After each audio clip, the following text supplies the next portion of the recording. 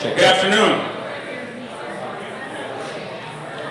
My name is Sergio Cigarreyes. I want to welcome you this afternoon to this last session. And I'm here today with our facilitation team. We also have... Hi guys, I'm Adam. And we have Randy over here. We're going to be facilitating this afternoon. So I want to thank you for joining us, for dedicating 2.5 hours of your day to hearing about very complex information about changes that are very important to the city and that impact us all. So this afternoon, we wanted to let you know that we're recording this session for transparency and for accessibility. Residents that aren't able to make it to any of the meetings might want to know what happened at these meetings, and I think, we all believe that these are public meetings and they should have access to that for transparency. Also, wanted to share with you the goals of this afternoon. The goals of this afternoon are to better understand the Housing Now amendments, their implications, and to capture your voice.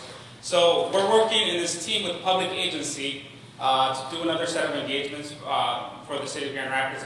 The commissioners want to know what the public thinks about this, and we're doing this a bit differently. You'll see in a moment.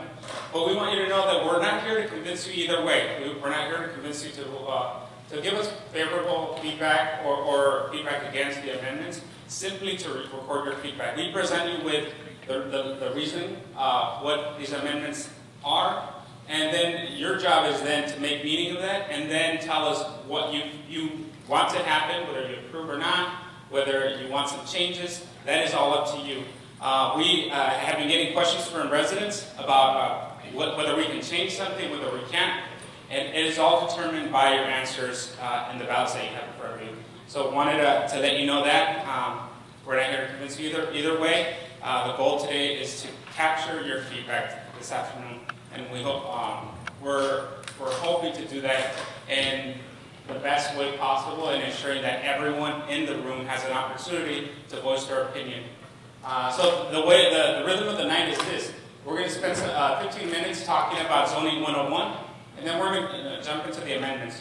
The amendments are about the missing middle, density bonus, accessory dwelling units, and row houses. And we're going to spend about 25 minutes talking about each one of these. There's going to be a process. There's going to be a time for you to voice your opinion in each current section of these sessions.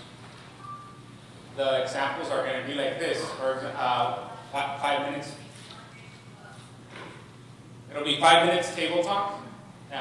5 minutes of us sharing the amendment with you and what it's about, and then 7 minutes of you talking at your tables. The initial part of this is going to be hopefully to jot down any responses that you have already. Your first impression, you know, you're confident, you'll see in your ballots. But then we'll use that time to generate 2 questions from the table that we can then surface to the rest of the group. And that will take 13 minutes of us answering your questions with city staff that can answer any questions that we are not able to answer for you. Okay, so what we wanted to do is sort of set the stage as far as who's at your table right now. Everybody that's wearing a red shirt, if we can have you just stand up and maybe do a little dance. Yeah, these are community members. We've dubbed them the community catalysts, and they're here because they care deeply about Grand Rapids, and they care deeply about engaging public and making sure that we have a more informed, educated, and all-around rad Grand Rapids. So that said, there are some things that they're good at, and there are some things that they're not. They are not zoning experts. Okay?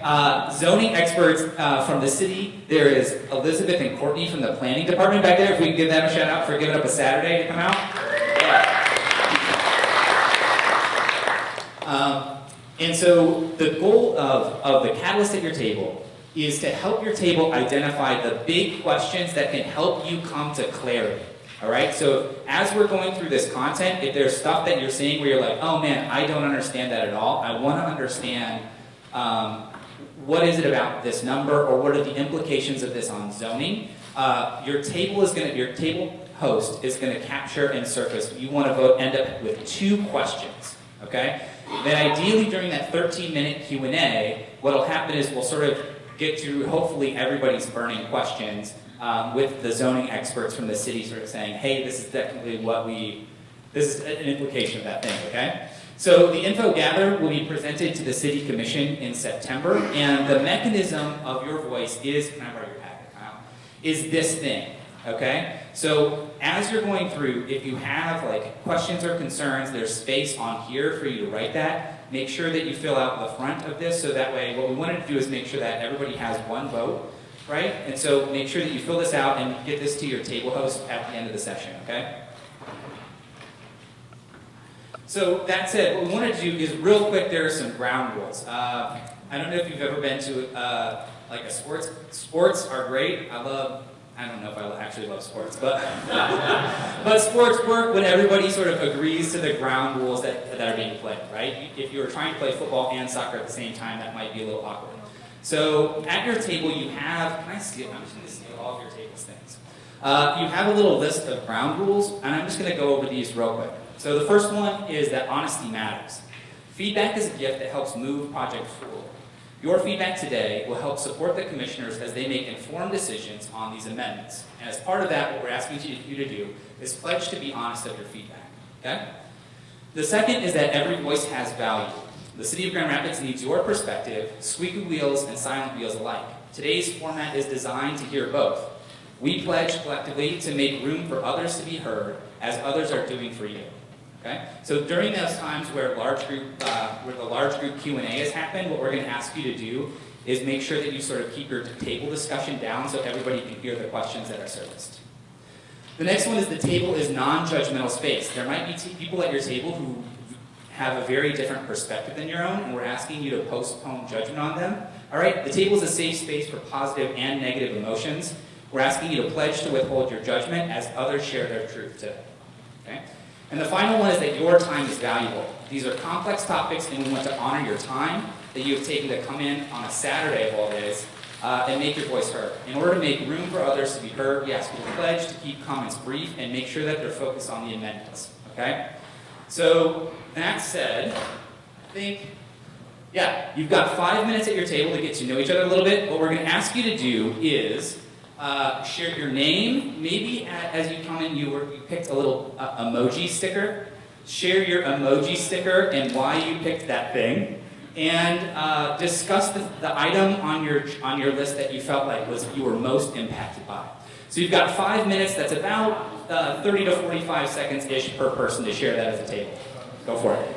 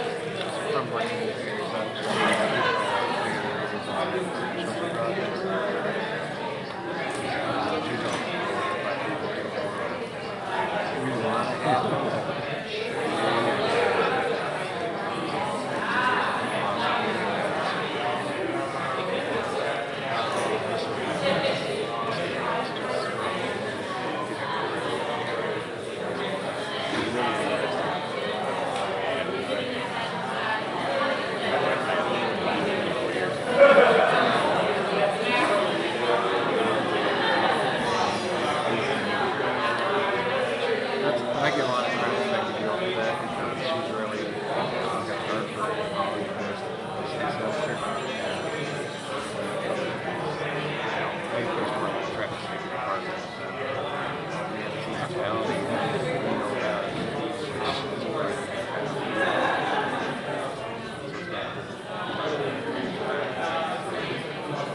I can imagine. I've heard some discussions with the city commission meetings. There's one person using their street about this intersection. Put their calls. All part of the customer service. It is, and great advice, everybody wants to at least express their point at least 3 times before you ready to hear what you have to say. I get some calls from people that are upset. Really? I can forward their complaint to you might have Right now, no, when I can hear from us. what I stand to do, I will do. I'll forward you an email or something. This parking lot is terrible, I can't get around. I'm like, that's rough. I know where's their job. Yeah. That's come up 3 times here in these meetings.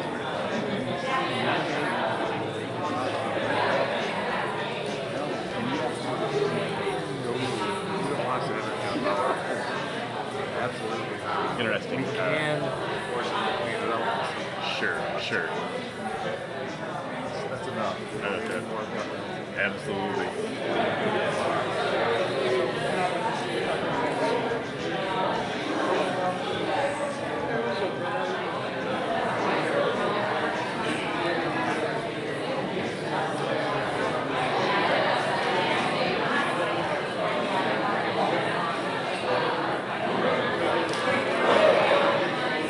All right. Thank you for that. We're going to move in and jump into it, okay? So hopefully at your table, I think it's maybe pretty obvious that there are a lot of changes and a lot of them have impacted us, okay? That said, to set the context for today, this isn't about all of those things. This is specifically about these Housing Now amendments. And so what we're going to ask you to do is, as you've had that, as you talked about a lot of stuff, make sure that you hold on to that, because those are going to be things that we're going to want to talk about and continue to talk about as a community, okay? But our focus for today is these Housing Now amendments, okay? So what we want to do is, there's this guy, he's a Finnish architect named Elael Soren, and he has this comment that if you're designing a chair, you design a chair for the room, and you design the room for the house, and you design the house for the plot, and you design the plot for the neighborhood. All that is to say, anytime you design a thing, it's really important that you consider the context that it emerges from, okay? And so what we wanted to do is set the stage. So this is the median asking rent in Grand Rapids from 1995 to 2017. So it's moved from a little over $400 to now over $900. That said, an important thing to know about our community is right now we are about 97% rental occupancy. So only 3% of rental units right now are open and available, which is one of the tightest rental markets in the country, okay? Additionally, this is the median sales price in Grand Rapids from 2001 to 2018. So again, you can see that trajectory. If this was your own stock portfolio, that'd be nice, but this maybe feels a little differently, okay? All of these changes have radically impacted the makeups of our neighborhood. So here we have Easttown, Baxter, and East Hills. The African American population changes from 1990 to 2015, okay? So as we're moving forward, what we want to do as a community is sort of hold this together, knowing that there are implications to our choices, okay? So that said, our community has been feeling these pressures for a long time. In 2015, the city started formalizing a strategy for what they were going to do about it. With Great Housing Strategies, that informed a housing advisory committee, and then those findings were summarized in 11 amendments that were made to help increase the supply of housing as a mechanism of having that not hockey stick continue up, okay? So the stated goals of Housing Now are to increase housing supply, to make development approval process more predictable for new housing types, to provide savings in time and or cost, to encourage a variety of different housing types, to eliminate regulations that impede certain development types, and to align and to support the current City of Grand Rapids master plan, okay? So that's a lot of goals. That said, we're gonna stick on that City of Grand Rapids master plan. Well, we're gonna get to that next. So what with Housing Now specifically, this is about changing the approval process for a couple of specific housing types as a means of increasing the supply, okay? So that's sort of the theory of change of Housing Now, is that if we change the approval process for these housing types, that will help increase the supply and in turn sort of like help level and stabilize the housing market, okay? So as we think about the approval process, we wanted to go through these two sort of tracks that new projects go through, okay? So if a new project comes online and it's in line with the existing zoning code, it can be reviewed by the city staff and approved or denied, okay? So that's that top one. It's a pretty simple, predictable mechanism for moving a project forward.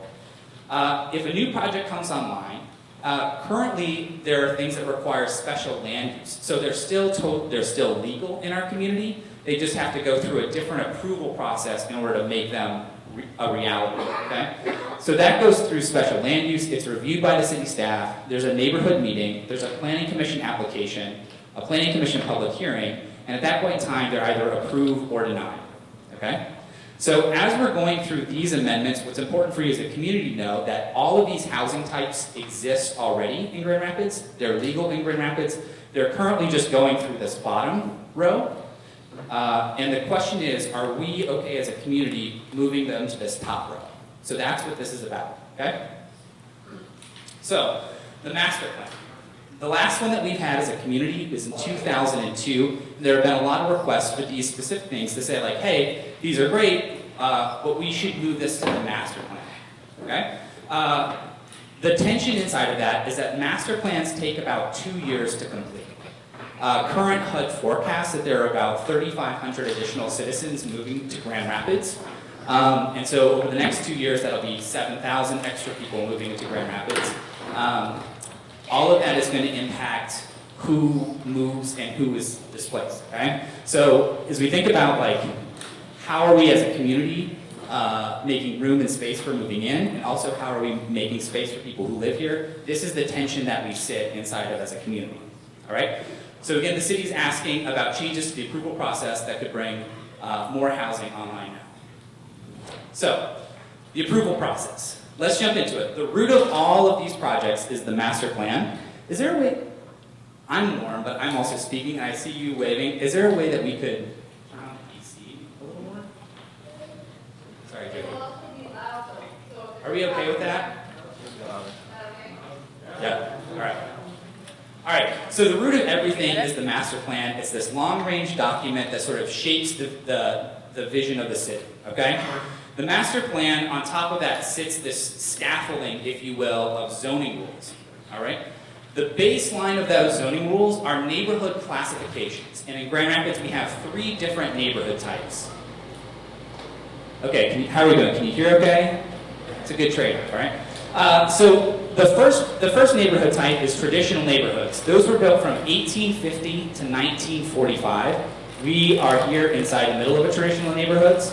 And the street pattern, if you look right here, in the bottom right, that's what the street patterns look like. All of those are the byproducts of the tools and technologies that were available at that time. So steel structures weren't available in the 1850s, so a lot of it was like brick and wood, and that makes certain housing types possible, okay? Moving further out, you have mid-century neighborhoods, and the streets start to get, and the blocks start to get a little bigger, okay? This is sort of when cars started becoming really prevalent in America and our communities started to spread out, right? So we have the introduction of cul-de-sacs. These communities may or may not have sidewalks. The blocks get a little larger and less walkable, and feeder streets start to go into arteries, okay? Further out, you have what's called modern era neighborhoods, and these were like fully built around the car. There are curved streets and cul-de-sacs, there's few sidewalks, the blocks get bigger, anywhere from like over 600 feet to up to a mile. They're less walkable, and that same pattern of feeder streets going into arteries start to exist, okay? So, based off of those neighborhood types, we're gonna think about this like a layer cake, okay? So if you live in a traditional neighborhood, then you have different types of zone districts and different types of land uses than if you live in a modern neighborhood, okay? Some of those are similar, but there's nuances in the materials, okay? So then you have zone districts and land uses. And we're gonna stick in this traditional neighborhood, because that's most similar to this. And we're gonna look at burden and division, okay? So as far as land use goes, this strip down Division and a little bit on Buchanan and Burton are zoned for traditional business areas, all right? Down the left, or to the west, you have what's called mixed density residential. You have a special district open space in both Burton Elementary School and Garfield Park. And the rest of it is low density residential. Now, each of those use types have different rules for like what kind of stuff can be built, right? So landscaping green infrastructure. How much green is allowed, or how much green buffer do you need around a building? That's gonna look different if you're walking down Wealthy Street than if you're walking down a neighborhood. Transportation and mobility. How much parking do you need to account for? Site layout and building placement. How close, what's the setback, or how close can your building be to the street? So if you're walking down Wealthy or down Eastern, there are some buildings that are right by the sidewalk. Those were designed so that way it's like people are walking and you can pop in a shop. Compared to if you live in a low density residential district like this, there's houses that tend to have like green front yards and they're set back a little further. And then building material and design. Okay? So all of this sort of layer cake of approval is what shapes this top. Those are the sort of collective rules that we as a community have agreed to, where it's like, if it's in line with all this stuff, if it checks off all of these things, then we're collectively okay with it. The building types that we're going to talk about this afternoon are around missing middle, accessory dwelling unit, and non-condo zero lot line. Those again are already legal in our community, but they just have to go through this bottom part. One of the big concerns is, I don't know if you can see this red thing, is this sort of like, this bottom row allows for community voice in these two specific places, okay? So what this session is about is that, okay? This is your opportunity to shape your neighborhood and asking, are we okay moving this up top to review by city staff, okay? So that's the question. These meetings are to find out if the community supports moving these 4 amendments from special land use to administrative approval. Administrative approval is by right. Oh, and what I should say, and this does not mean that anything can be built, all right? This means that the planning department must legally approve a project if it meets all existing criteria, okay? So this is sort of like me being out of shape and long-winded. The zoning 101 and a little bit of like what this meeting is about. There are these specific housing types, and are we okay moving them to administrative approval? All right? So that said, we're going to jump into our first one, which is missing middle housing, okay? Now, at your tables, if you flip to page 3, you're going to see something that looks like this.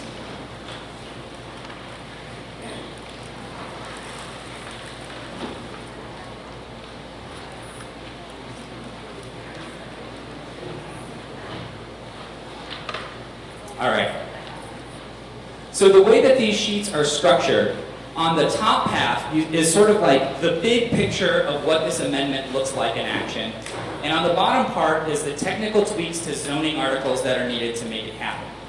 So one way to think about that is if you were to be designing a car, and let's say whether you want that car to go 0 to 60 in 3 seconds versus whether you want that car to have great fuel efficiency, that's sort of the top part. Is this a picture of what I want my neighborhood to look like, right? Is this a picture of what types of housing and the number of houses that I would like to see available? The bottom stuff are like the technical tweaks under the hood. How do you need to change a transmission? How do you need to change the engine or the torque or whatever that be in order to make that stuff happen? All right? So what we're going to do is we're just going to jump in and we're going to read this together like we're in middle school. Here we go.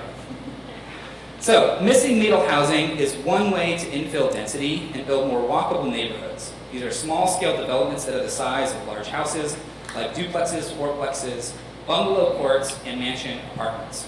So what Amendment 3 is proposing is to make it possible to build or convert to this type of housing with administrative approval in 2 different places. One is on any corner lot in the low-density residential district, and on any lot inside of 500 feet of a mixed-use commercial district. So we're going to keep up in this big picture of what it looks like. So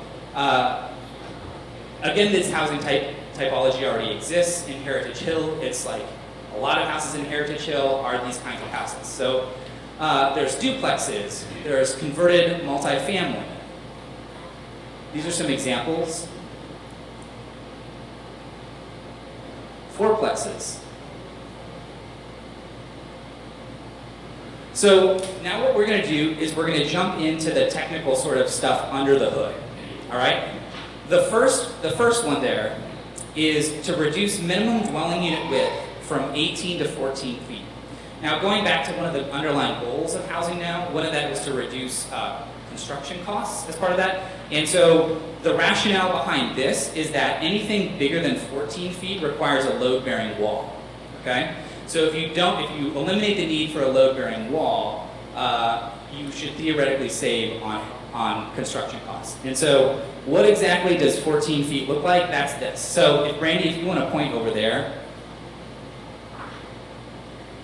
So the far line is 18 feet. The line closer is 14 feet. So this width of house is like really prevalent in other large cities, but in Grand Rapids, it's less prevalent, okay? So that's number one. Number two, it eliminates the minimum lot area requirement of 20,000 square feet for multifamily residential developments. This is about the third of a football field, and waivers for this for this requirement have been granted to allow for new missing middle housing types. But let's take a look at what that looks like. So this is Houseman Field over on Diamond. So the current minimum is 20,000 square feet, which is about 125 feet wide, or about 41 yards, by 160 feet, which is 53 yards. So there are not many lots like this in Grand Rapids. Nor are there many lots that have a width of 160 feet. So the typical Grand Rapids lot is around 60 feet. So in order to meet this requirement, you would need a lot that's 60 feet, like if your frontage on the road is 60 feet, your lot would need to be as deep as a football field. Okay? The next one. Okay. So there's an error in the way that it's transcribed on your paper. This does not allow the conversion to a two-family. This is just about the construction of new two-family development. And so what this amendment proposes is that on any corner lot in a low-density residential, to allow new construction of two-family development with administrative approval. Okay? So what does that look like in action? This is Fountain in Union, so this is a traditional neighborhood. So any corner lot would be like this. Now, I don't know if this is the best example because some of these are already that. Like, so this is a duplex there. I believe this is also a multifamily. It's a duplex. Yep. So again, this housing typology already exists. It has to go through that bottom process, and the question is, as a community, are we okay moving it up top? This is what a modern era neighborhood looks like, and this is what that might look like. Okay? Now, the final part of this is that it would allow 2 to 4 units on any lot within 500 feet of a mixed-use commercial district, considering there's 4 requirements for that. That it's no more than 4 units, that it complies with the maximum building width and footprint, that it's no more than 150% of the average home size in the block, and that it would comply with existing form standards. So 500 feet, let's take a look at what that technically means. So here you have an example of what a mixed commercial or traditional business area looks like. So it's closer to the street, there's awnings or storefronts, below it, offices and residential maybe above, and then further to the left you would have those, what might look like low density residential dwellings, okay? Now what this proposal is that it's, that inside of this space of 500 feet along the roadway, right? So if you're driving south on Division and you take a left, let's just do this. That's what the slides are there for. So if you're driving south on Division and you get to, let's say, Stewart up here, sorry, we'll just do this, and you take a left, that would mean about 500 feet. So functionally, this is what it looks like when you zoom in. So in a traditional business area, this is about a block and a half. All right? So we're moving now into this time of discussion at your table, and the goal is to surface what are the 2 questions you have as a table that can help you make the most clear decision that you can. So where do you need clarity? And then we have the technical zoning experts at the back table who are willing to shed light on that. So you've got 7 minutes as a table. Surface those questions that you need. What try to do is try to fill it out the best you can, and if you have a question, bring that to your group, okay?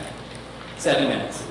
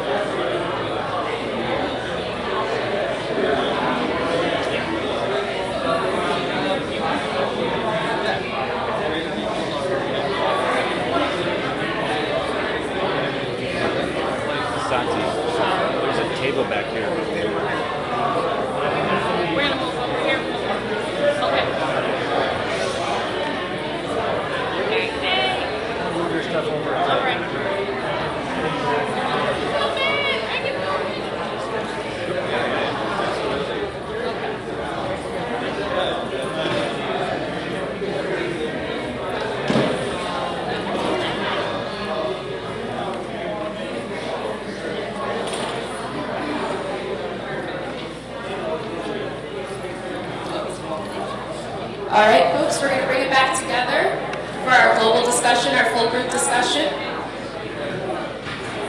If you can hear my voice, clap 1 time. If you can hear my voice, clap 2 times. If you can hear my voice, clap 3 times.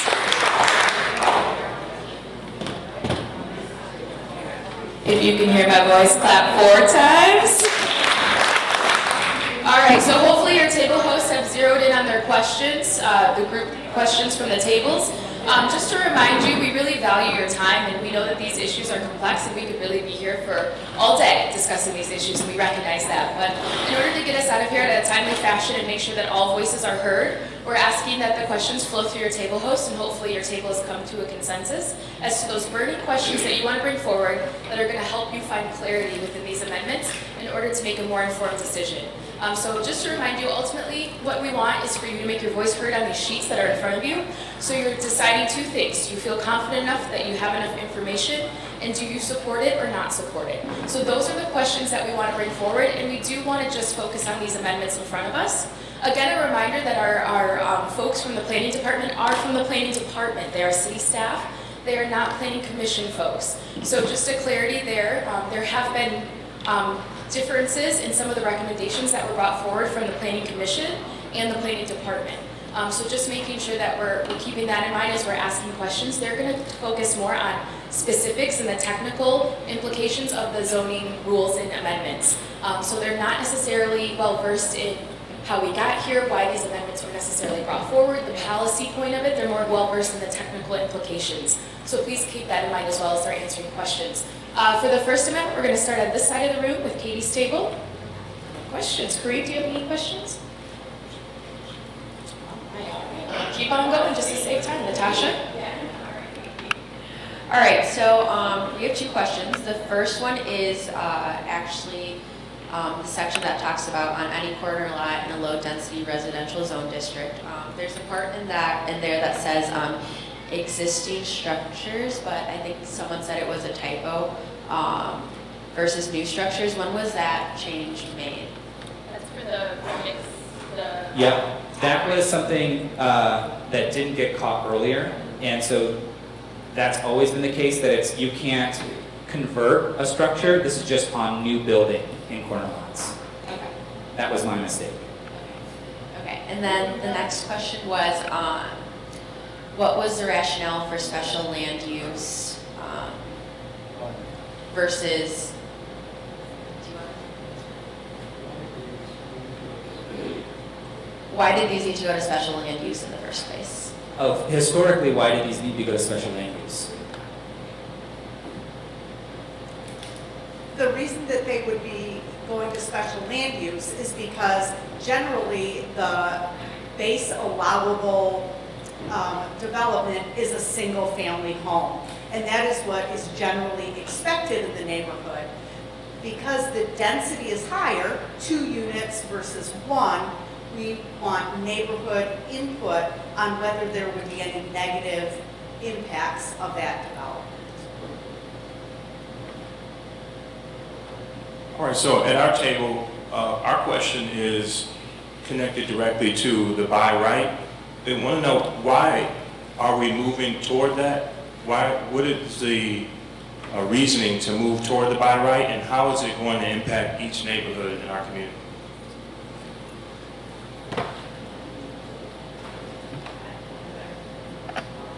Yeah.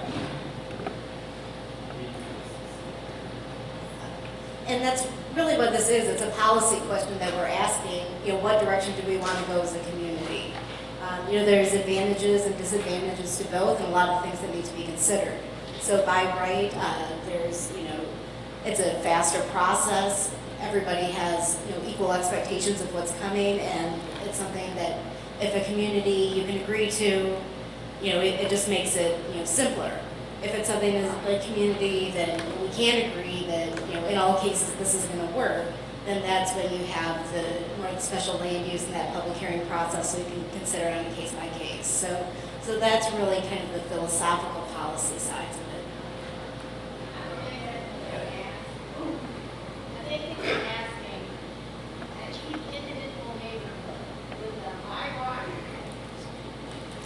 I think they were asking with each individual neighborhood, by the by right, how is that gonna affect each neighborhood? Because each neighborhood is different, and you can't have a cookie cutter approach to it. So that was their question.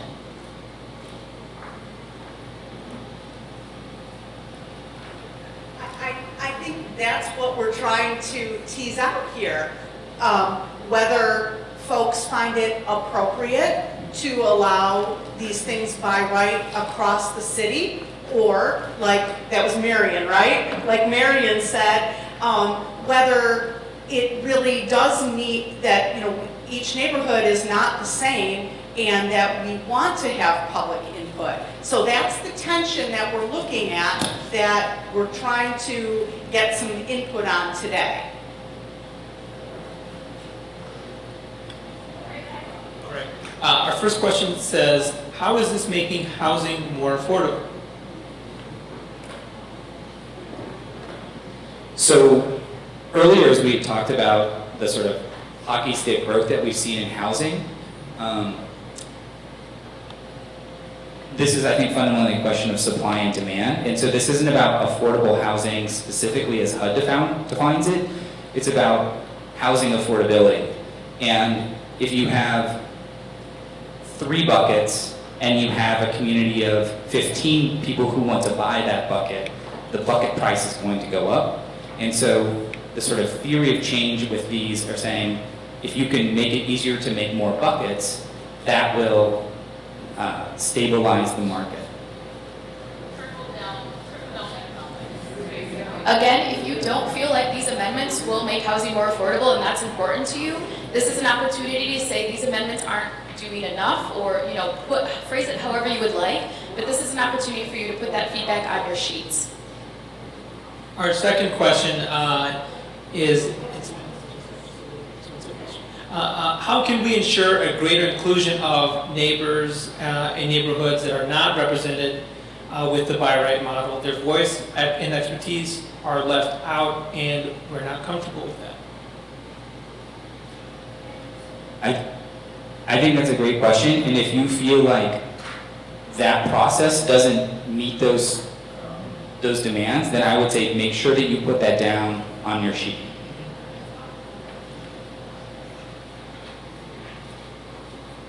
So we have a question relating to what percentage of the projects that have been built or proposed in the city that or this kind of development have either been approved or denied? Do you keep statistics on, if 100 projects go through special land use, do 80% of them get approved and 20% denied? Do you have that data? That's an excellent question.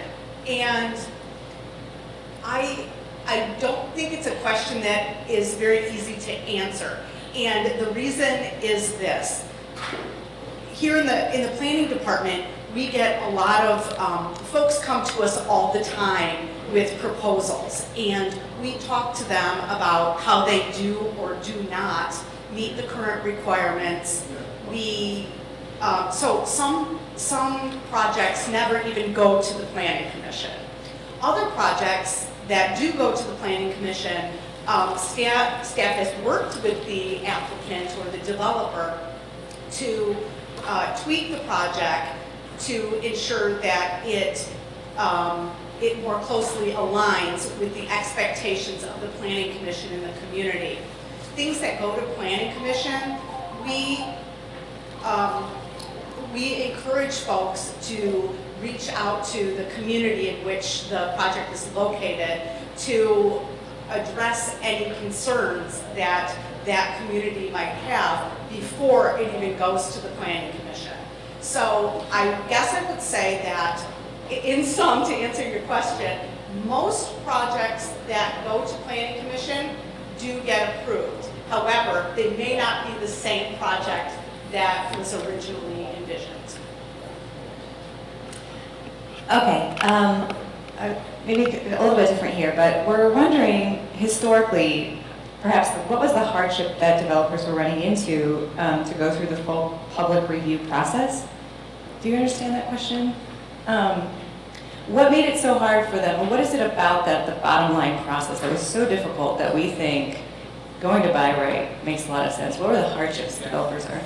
Oh, and I forgot to mention, if you agree or if you're feeling the question that was asked, you can go ahead and give some snaps or some claps just to show what you're doing. We've been instituting that all week, and I forgot to mention that. I apologize. Yeah.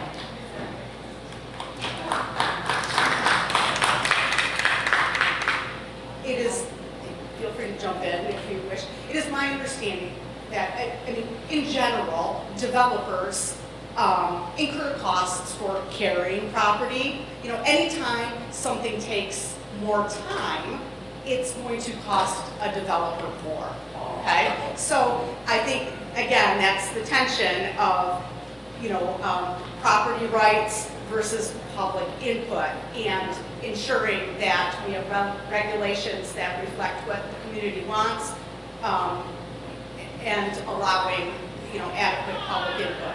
I would suggest that in general, developers generally want to get their project done as soon as possible because of the costs that it takes. Even a special land use costs a couple $1,000s for the application.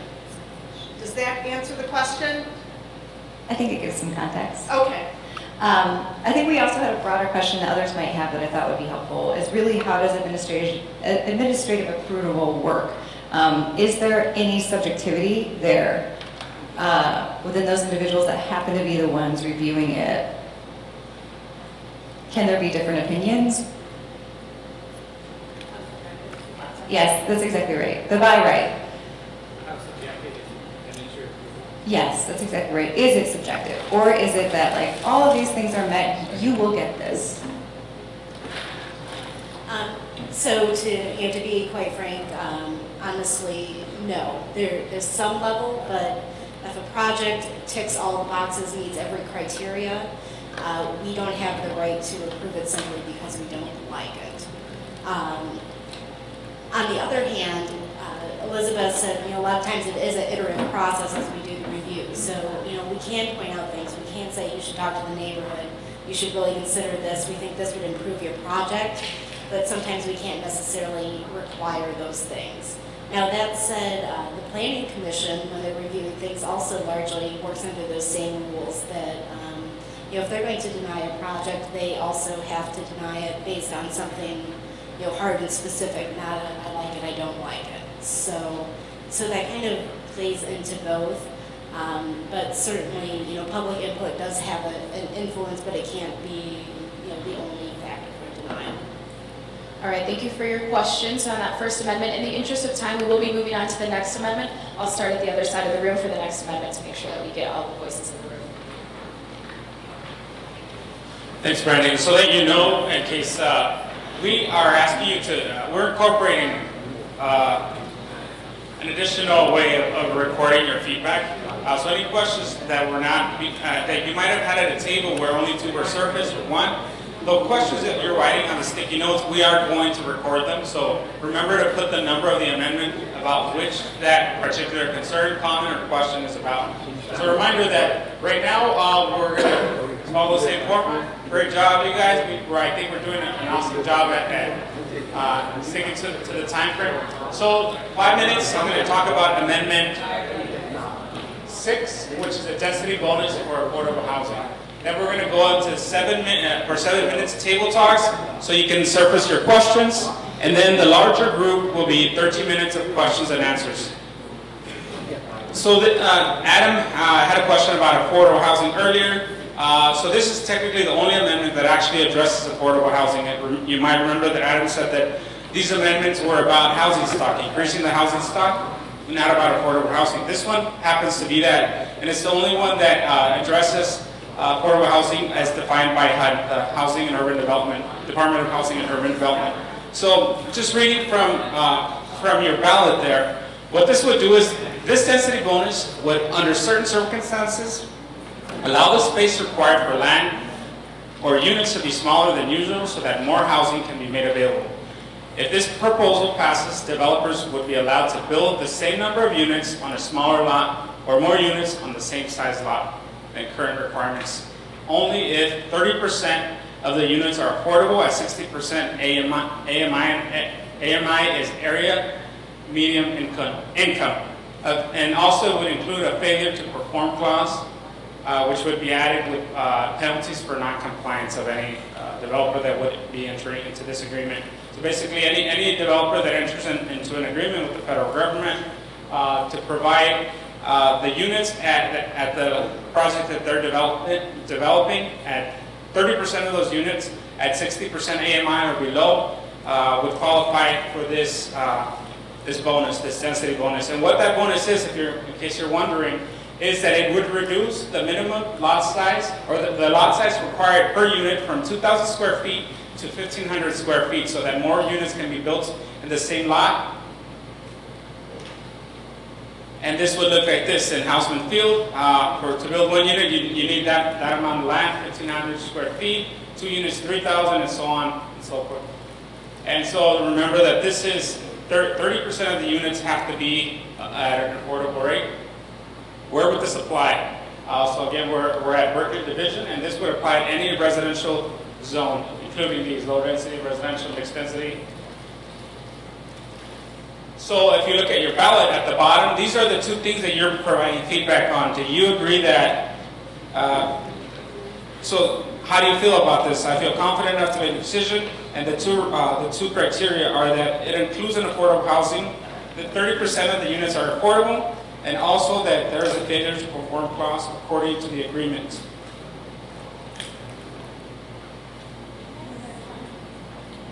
So,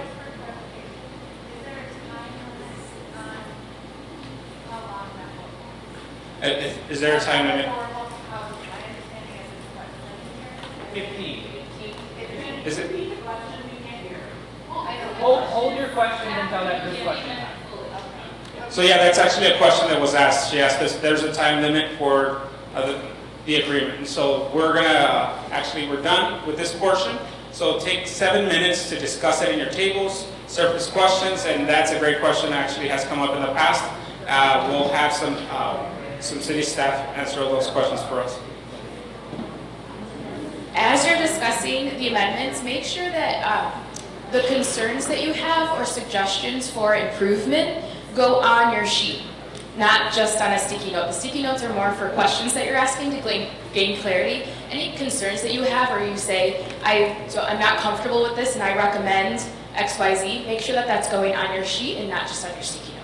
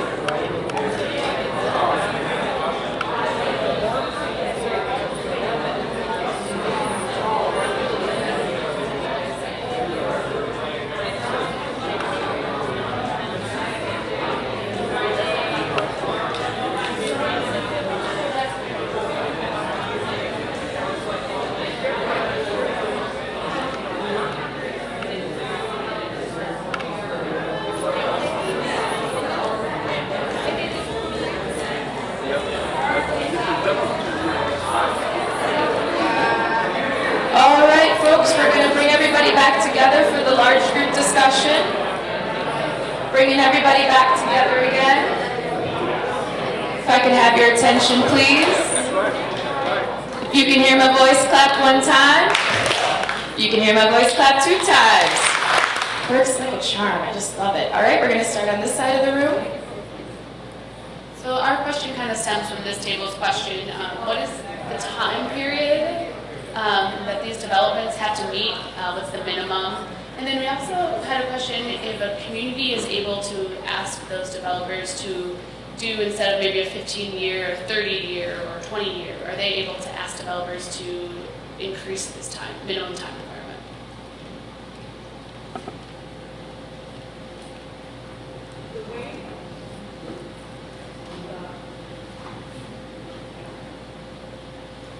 The way that it was, sorry, the way that it was written, the regulation says that the unit must stay affordable for 15 years.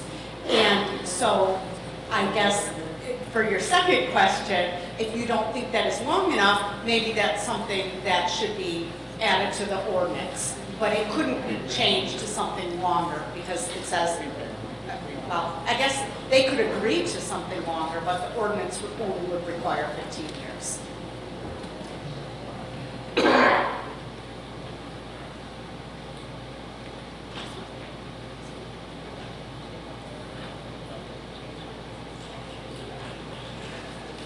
So, from my understanding, these bonuses come through places like LIHTC, MSHDA, HUD, etc. And I was curious if there's any, probably not, but if there's any way that the city could create some sort of similar bonus that would perhaps impact more people than just large developers who are trying to do affordable housing.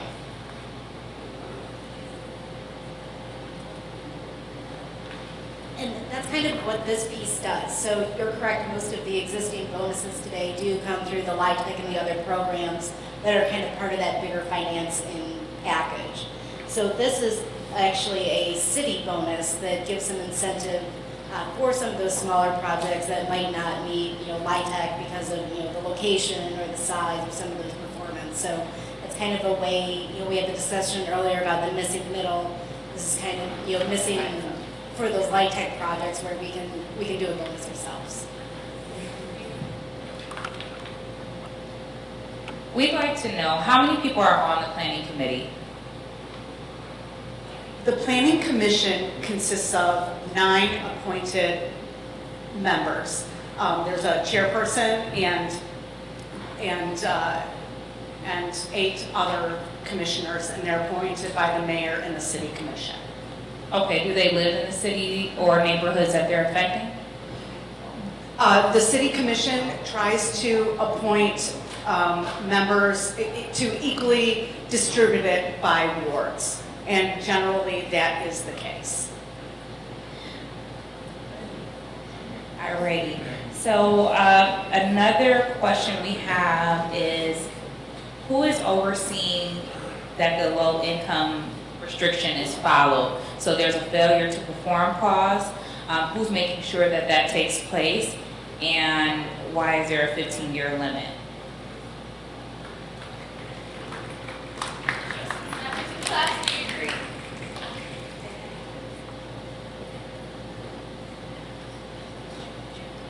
So as far as who does the monitoring, I actually don't have the final answer for that. City staff would be doing the monitoring. The Community Development Department has a lot of experience with monitoring of these kinds of things. So I think with the expertise of the various departments of city staff, we would work together to ensure that they are followed. So when this happened with Einhard, and they, the shell companies and kicked all the people out of their low income housing, why didn't the city catch on to that? So this happened with, I think it's Einhard, I can't ever say that, Earhorn, thank you, I can't ever say that properly. So that was, those are properties in Grand Rapids, and they are currently, I think, I can't remember what they're doing with that. They were sued, but it wasn't by the city, it was by somebody else, because they were kicking out low-income people, and it was before the 15 years was up. The city wasn't on that. Those people had to go to Legal Aid of West Michigan to get assistance. So if that's something where you're like, hey, this doesn't have, we don't feel like this has the teeth that it needs to, make sure that that's written down inside of that. Yep. We got to keep moving on. Okay, this is a bit nuanced, so give me a shot here. Can the property owner use project-based Section 8 vouchers at or in the 30% of the units? I think it's getting to can that property owner double dip, and if that makes sense. So the woman at our table is actually over there. Do you want to explain this? She's not understanding the question. Okay, so my question is, can they use like project-based Section 8 vouchers to make up the cost difference? Because the landlord or property owner is going to have to eat the cost on that 30, or charging for the 60% AMI, so they're getting less rent. Can they use like project-based Section 8 vouchers, or Section 8 vouchers and getting full rent from HUD with the vouchers? Can they use that to make up the difference? So they couldn't set the unit price above what that AMI standard was. A little closer to your mouth. They couldn't set that unit price rent above what the AMI standard was. They'd be locked in by that. Now, somebody could use, tax credits or something else on top of that to supplement that further, I would imagine. But, they couldn't set their rate at, 800 and, require that somebody uses their voucher to get it to 600. You're curious, we know that the AMI is a federally established number, but who picked 60% of AMIs qualifying for one of these units, and also who picked only 30% of the units being available to people that qualify? In other words, why couldn't there be more units, and why couldn't the income level be lowered? And those could be changed. That's certainly a policy decision. If I recall correctly, those original numbers came out of the Housing Advisory Council that was acting as an advisory council to the City Commission. And again, we carried those recommendations forward to the Planning Commission. So these are their recommendations. Those numbers obviously can't shift. Again, if you feel like we should, make sure you write that down. To reiterate what Brandy said, is as you're having these discussions at your table and you're like, oh man, that's not affordable, that's a space where you would say, could this be 50% AMI? Could this be 40%? Like, is there any way to look? So have a radar into those knee-jerk reactions and then channel that into your sheet. So follow-up question on the Housing Advisory Committee. Whose voices were part of that committee, and how did they get picked?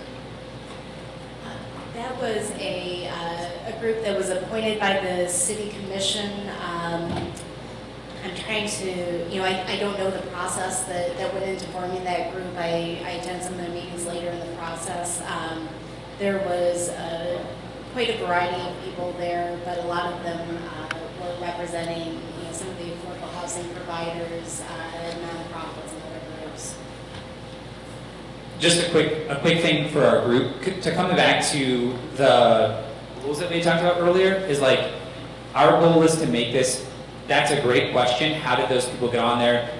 That's a valid concern, but that's going to eat into the time that's going to be able to help folks build clarity around this specific amendment. If that's a concern, make sure that you write that down, and we will collect those, okay? But this specific time is about building clarity around these amendments.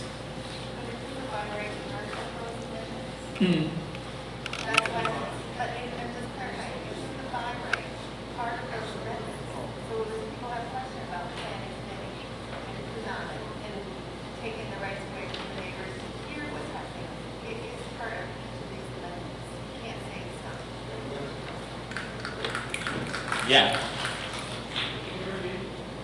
So the concern was like, well, isn't that technically, if by right is a component of this, we should be able to ask questions about who's making those decisions regarding by right?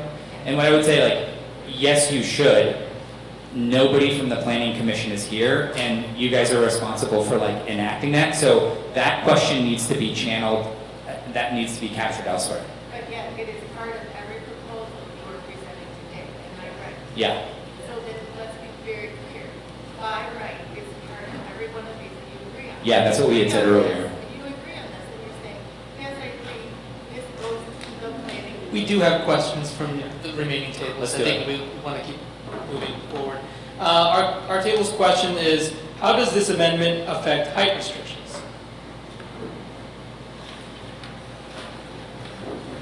It does not affect height restrictions, it's simply affecting the density.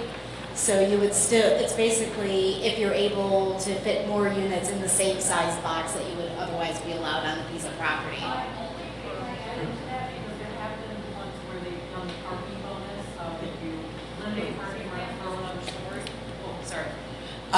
In previous planning commission meetings, when we've had developers come through where they have said, we'll give you another floor, i.e. some Michigan Street developments, if you eliminate parking lots or, parking spaces. How does that play into this as well? If that's something that is permitted in the code for that particular district, yes, it would be able to stack, but it doesn't necessarily directly tie to this proposal doesn't change that. It's still working all within the same rules, it's just adding the additional bonus. Okay, and again. If it's in the correct zone district, I don't think that's allowed in all zone districts.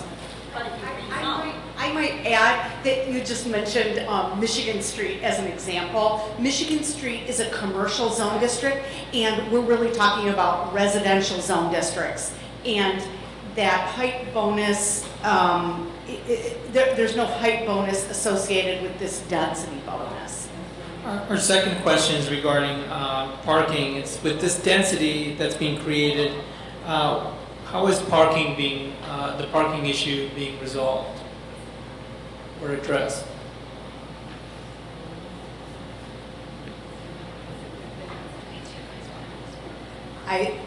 They would still need to meet the parking requirement for the zone district. I was told by a zoning board member that the parking would work itself out. When they built on Carlton and Fulton, parking would work itself out. That's what the city said to me, so that's their response. Again, we are collecting general feedback, so if you have issues with the process, who's making these decisions, who isn't making these decisions, whose voices aren't being heard, those are vital concerns as well. So while we might not necessarily be able to speak to the grander process in terms of answering questions and providing clarity on those, we're hearing your concerns, and we highly encourage you to put those down as well in writing. And so if you're having overall process concerns, please mark those as well. Unfortunately, we are running short on time, so we are going to move to the next amendment.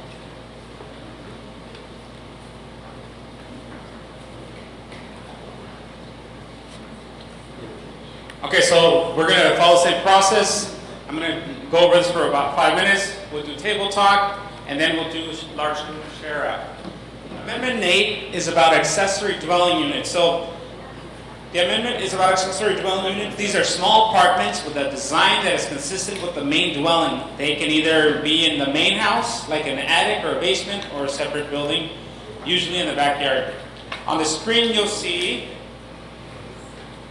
some examples of what this is. But before we do that, let's go over your ballots together. So accessory dwelling units are ADUs that are small apartments with a design consistent with the main dwelling. These are either attached to the main house or as a separate building, usually in a backyard.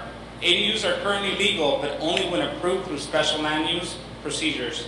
Amendment 8 would allow any homeowner to build a small ADU on their lot with administrative approval, subject to zoning requirements, including parking and green space. So that was about the question that was just asked. So the owner needs to live in the property also. And in a residential zone district, so this amendment would require the following. Before we go into the requirements, let's just look at some examples of what an accessory dwelling unit might look like. So it could be a separate structure. put in the same lot, that's the accessory dwelling unit on a slab of, on a separate foundation. It could be an attic or it can be a basement. So these are smaller units, and here are some examples. So there's a garage conversion, another garage conversion, backyard cottage, another basement example, an attic conversion. And where would these happen? These would happen in any lot in any residential zone district. So this has some implications. So if we look at the intersection that we've been looking at, Division and Burton, it would be all the pink area. Here's another in a low density residential. This is what they might look like. So you see the bigger homes, the main dwelling unit are here. And when we talk about the bottom portion, as Adam explained earlier, the top portion gives you a summary on your ballot. It gives you a summary, this top portion here, of what the amendment is and some examples there. And the bottom portion is what needs to be changed in the law and the code so that this is possible. So this first example, if we go in your ballot, is it removes the 500 square feet lot that are required. This is a requirement for an ADU so long as the lot meets established area for the applicable zone district. So wherever the lot is, that those restrictions apply. If we look at Houseman Field again, the size of a 5,000 square feet lot would look like this. And if we do a close-up, that's how big it would be. The second thing that would have to be changed, on which we need your feedback on your ballot. If you look at it, it's regulate. It would regulate the maximum building height for detached ADUs, so as to permit two-story detached units, and this would be 25 feet. Right now, I think it's something like 16. If that is correct. And then here are some examples. So obviously, to do a two-story, to do a conversion on top of your garage, that's the height requirement would apply. Detached, another detached ADU above the garage. Here's another one, and third one. And these have to be consistent with they have to look like the home. It can't be a completely different one. So it would also increase the floor area ratio from 25 to 40% between the primary structure and the ADU. So the ratio, if we look at it currently, it sits at 25%. So in a 1,000 square foot home, in order for you to have an accessory dwelling unit, that accessory dwelling unit would have to be no bigger than 250 square feet. But we're proposing, or this proposal is for to increase it to 40%. This would be 400 square feet. And this other change that would be, it eliminates the maximum occupancy and the number of bedrooms limits for ADUs. And so you hold your questions, discuss these. If you are able to make up your mind on any of these requirements for that are on the ballot, they're mentioned on your ballot, go ahead and fill those out. And then surface other questions. We'll take 7 minutes to do that, and we'll come back together as a group to answer your questions.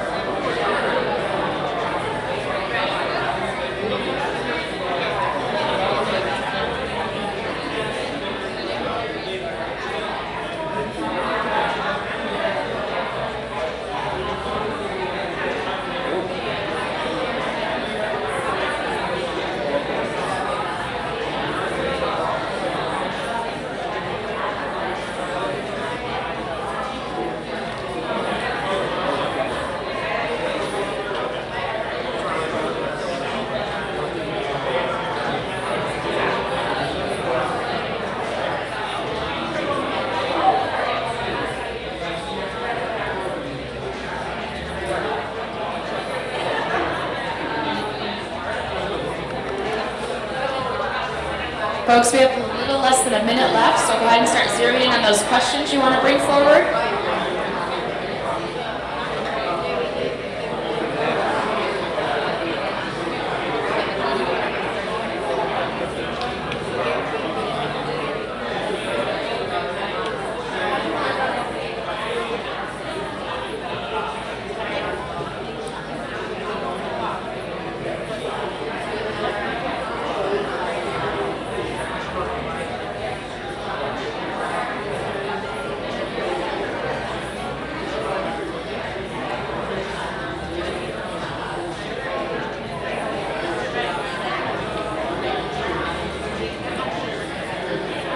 All right, we're going to bring it back together for the large group discussion on Amendment 8. We're going to start on this side of the room with this table right here.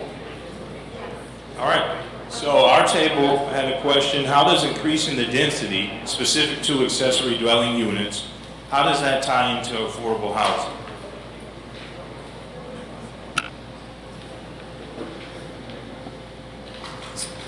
Could you say that one? How does increasing the density tie to affordable housing? Yes, specific to ADUs. Yeah.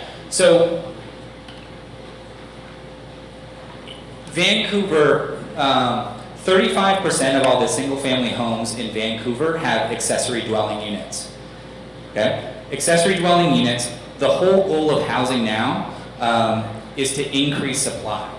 That's sort of like the underlying thing. So there are still parking requirements that are in place, so an accessory dwelling unit would have to have its own parking space, I believe, right?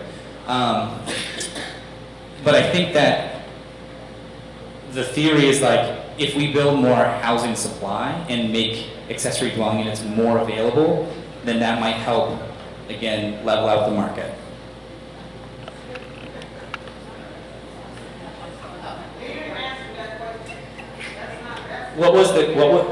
Adam, can I? Yep, let's move on. So, as a reminder for folks who may already know this, and if you don't already know, so at the state level, the city, because of laws at the state level, the city is not allowed to mandate affordable housing due to inclusionary zoning laws. And so, what a lot of these amendments aren't speaking to affordable housing per se. Again, as they keep mentioning, the theory is that if you increase supply, then in turn the cost will go down. Ultimately, if you don't agree with that and you don't feel like these amendments are really speaking to the heart of the issue, that's totally fair. Again, we are facilitating this conversation. We're not trying to sway you either way. So if you're feeling like these amendments aren't going to do what they intend to do or what they should do or what we need them to do, again, write that down. Just a reminder as we're going through this. Okay, our question is, why does it cost so much to get a special use consideration? What are those fees for?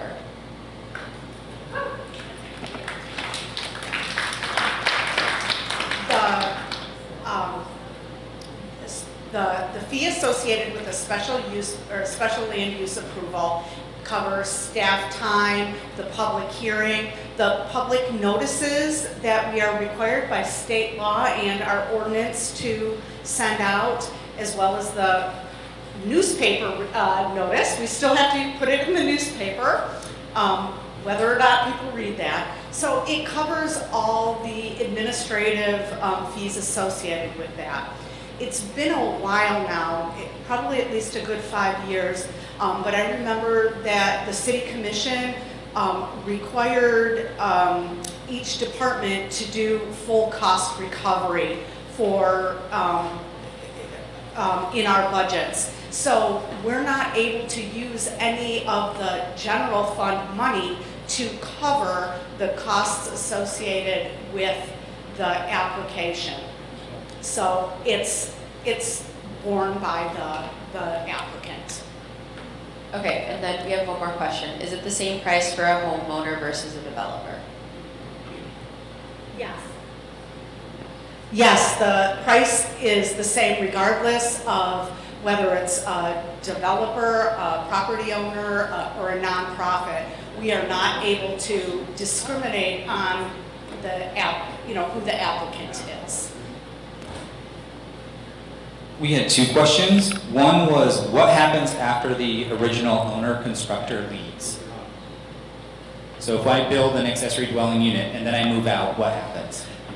What is What makes an accessory dwelling unit different than just maybe a two-family is that an accessory dwelling unit by right is, the property has to be owner occupied. So one of the dwelling units, either the primary house or the accessory dwelling unit, always needs to be occupied by the homeowner. The other unit can be, a family member, or it could be rented out. Currently, as part of an accessory dwelling unit planning commission approval, and I think we'd be still doing the same thing if it were to go by right, we require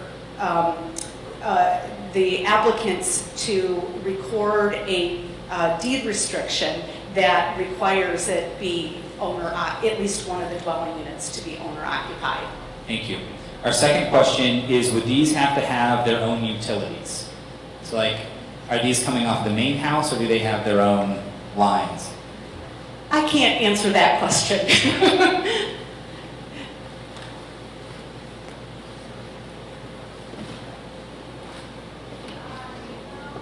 Our question is, what happens when the property is sold? Guidelines say it must be owner occupied. Do those rules transfer if sold?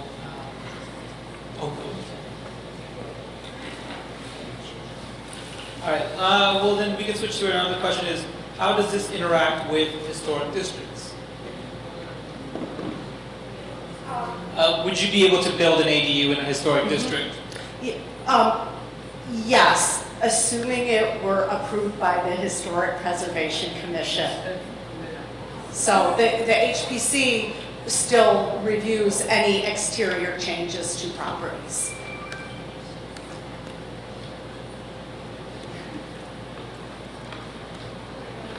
So I should have spoken up a moment ago, but I can answer the utility question, which is that under the International Residential Building Code, which the city has adopted, you have to provide utilities. So if you've watched HGTV or any of these shows where they're building, mobile tiny houses or whatever, and they've got composting toilets and that kind of stuff, that's not allowed under the Residential Building Code.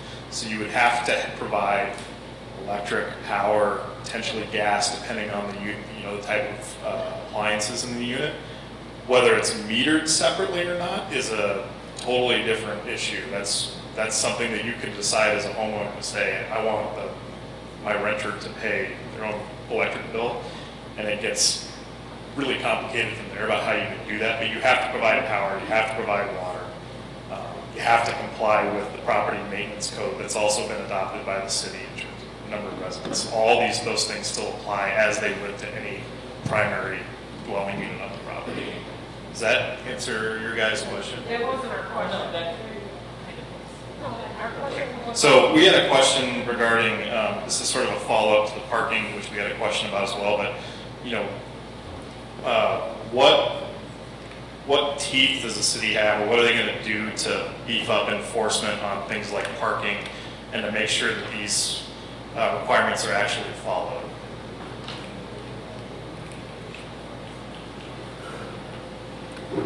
So the review of parking would be part of the approval process for the accessory dwelling unit. So when those permits came in to approve it, they would be showing that required parking on their plans.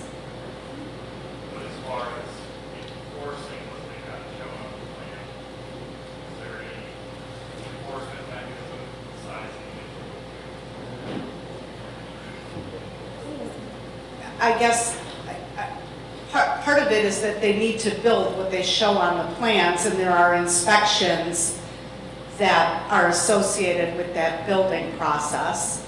And if for some reason over time, if something were to change, then I think it would be a code compliance issue. Does that answer your question? I'm not sure exactly what you were getting at. I think the heart of the question is, if the plan showed 2 additional spots, but 4 cars were being parked there, how is that going to get enforced? Because it's only approved for 2 spots.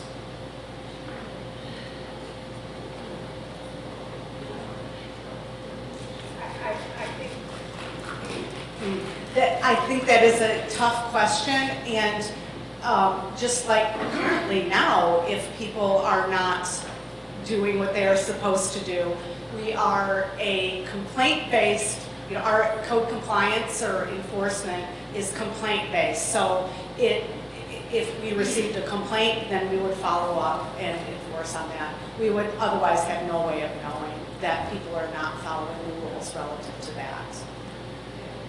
I guess that kind of leads into our question, which is just about, again, wanting to be clear about who monitors this rule of ours, not so much around parking, although that's a concern about really if the owner is actually living in that and one of the dwelling units, like let's say it's a multiple unit, they built an ADU in the back. When they build it, the owner lives in one of the units and then they move into another house and rent both units and the ADU. Who is making sure they do or do not do that?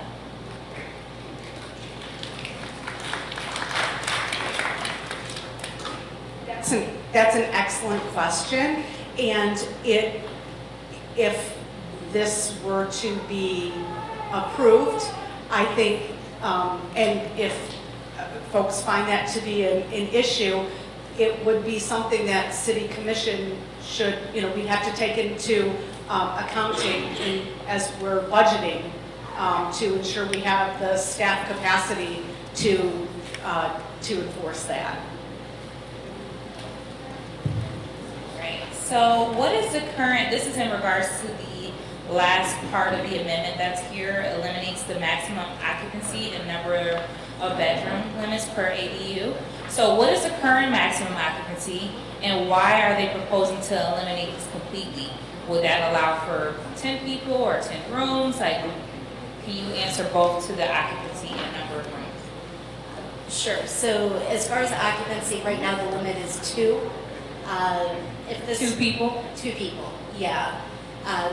If that was changed, then it would go to our regular definition of what a family is. So it could be a family or no more than 4 unrelated individuals.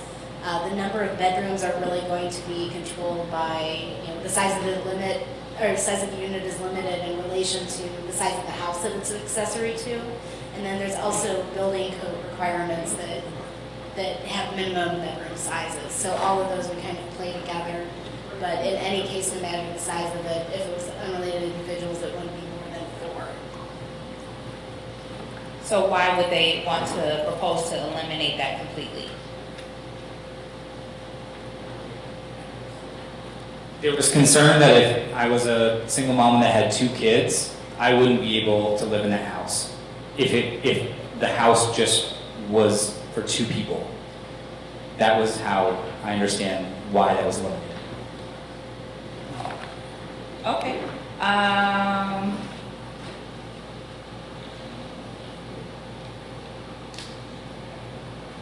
Will there be restrictions on Airbnb?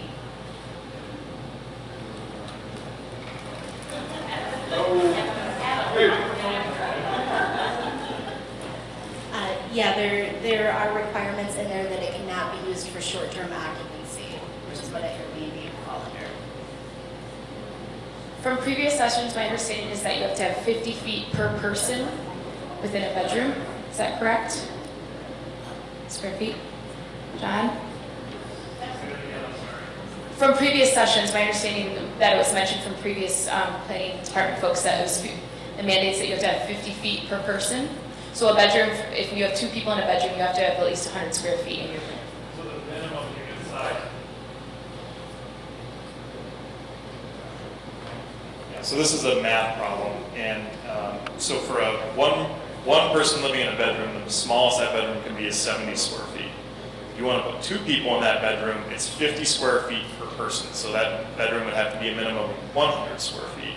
And it goes up from there. Now, zoning is going to limit the maximum number of people, but the smallest accessory dwelling unit you can build under the code right now, period, is 320 square feet. That is the absolute minimum unit size for one person because it talks about kitchen size, bathroom size, a living room. There's things you have to do. So you couldn't build 10 bedrooms without a bathroom. And based on the number of people, those other rooms get bigger too.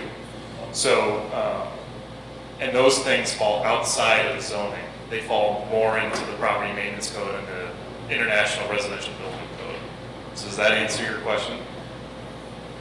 And that's all, if you guys want that, I've got it. It's also available online.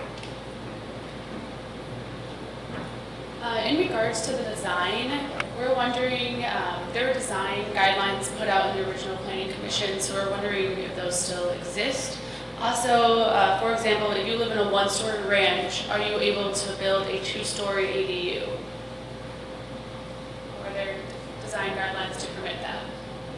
Are you talking about right now or proposed? Proposed. Okay.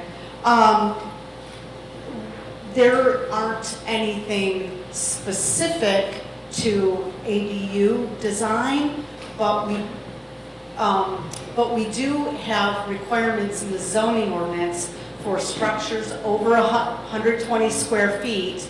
They need to match the main house in slope of roof and exterior materials. So there are some requirements.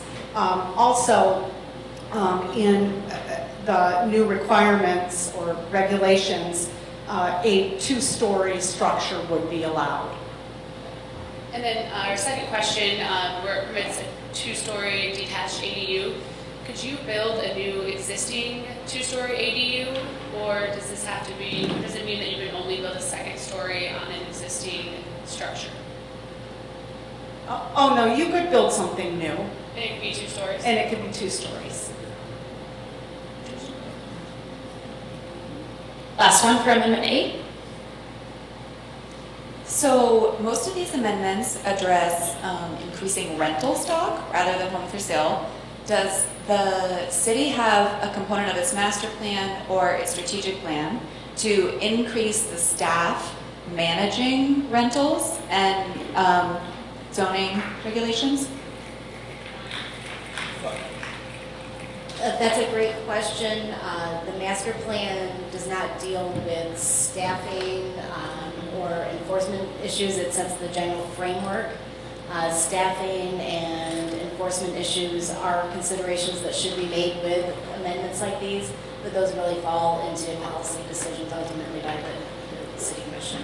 Thank you. So if that's something that's a concern, be sure to write that down. All of that stuff is being captured, okay? Hey, we're in the home stretch. All right.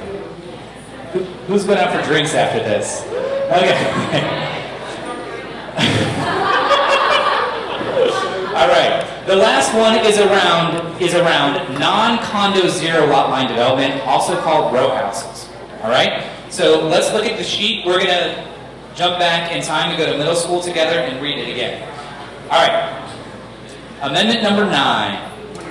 Are we there? Okay. This amendment would allow non-condo lot line development or row house style homes to be built with administrative approval inside of low-density residential districts. Grand Rapids currently allows this type of developments in mixed-density residential districts. It also allows this type of developments in low-density residential districts, but with that bottom, the special approval, okay? So the two components of this are non-condo and zero lot line, all right? So what does that mean? Non-condo is when a property is owned or maintained by a homeowner, not by a homeowners association, okay? So you would own that dwelling and the dirt that it sits on, right? Zero lot line is when homes are placed right on the edges of their lot with at least one shared wall with their neighbor. So we're going to flip through what some examples look like. So this is a zero lot line. This exists. This is in Grand Rapids. This is not in Grand Rapids. This is another zero lot line. This is a zero lot line in East Hills. And then this is one over on Fulton. This is a mixed residential. Okay, so we're going to dig into the 4 components of it. The first one is that it would permit single-family residential dwelling units by administrative approval within low-density residential zone districts where the following criteria is met. No more 8 or less units, attached units per structure are proposed, and that the parcel is within 500 feet, linear feet of a traditional business area TOD, TCC, or C zone. So at your table you have acronym sheets. And it's on the bottom. Oh yeah, it's on the bottom right there. So what that looks like in action, again, you're looking at 500 feet along the roadway. And going back to that Burton and Division example, this is where that 500 feet sits. So regarding the 8 units wide, this unit is in East Hills, this is 8 units wide, and then from the air, well, there's an example of what that looks like from the air right here. So this is what those parcels look like. The next part of this is that it would reduce the minimum dwelling unit width from 18 to 14 feet. So again, that's up here. This is that example. So here's the far line is 18 feet. The skinnier one is 14 feet. And the rationale behind that is to make building these less expensive by not having to have the load-bearing wall. The next requirement is to remove the requirement for the minimum lot width. So what does that mean? We're going to go back to this as an example. Let's just say that these are 20 feet wide units, okay? With the current minimum being 13,000, it's in a low density residential, the current minimum lot area is 13,000 square feet. Oh my gosh. Yeah, 3,000, thank you. In a MDR, a mixed density residential, it's 22,500. Oh my gosh, I'm running on very little sleep right now, folks, I'm sorry. So what that means in action is this. If you maintain the current minimums, and you had a unit that was 20 feet wide, you would need 150 foot deep in order to build that, in order for that structure to be legal. So what these two are working together to say is that these types of thinner lots would require deeper lots in order to meet the existing square footage requirements. Almost no lots like this exist in the city, and this change would allow current lot depths to accommodate these updated widths. Okay? Probably have questions, probably have concerns. Now is the time to surface those at your table.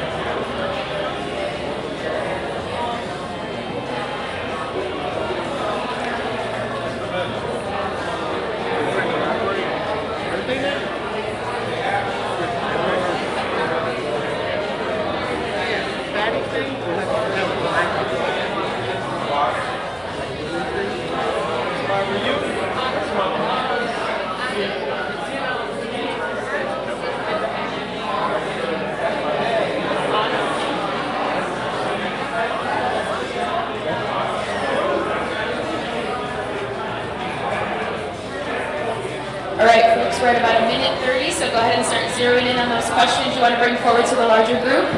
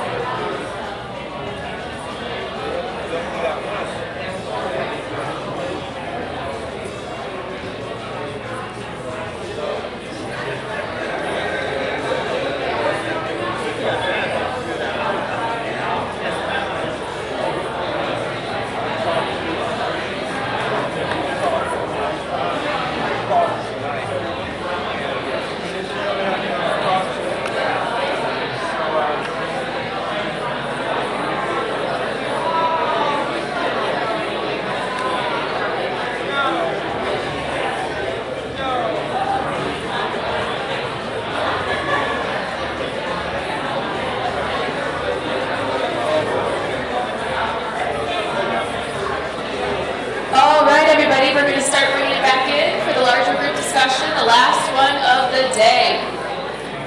If I could have everybody's attention. Thank you, thank you. Thank you all for being here with us today. Before we get started, I just wanted to say something really quickly. I'm just super excited. We've been doing these all week, and the attendance has looked like this, if not larger, every single session. So we're just super excited. We know some of you have been involved in this process for many months, years even, and some of you, maybe this is the first time you're hearing about it. Regardless, thank you guys so much for coming out today. We all work with Public Agency, which is a design consultancy firm within West Michigan Center for Arts and Technology, a local nonprofit.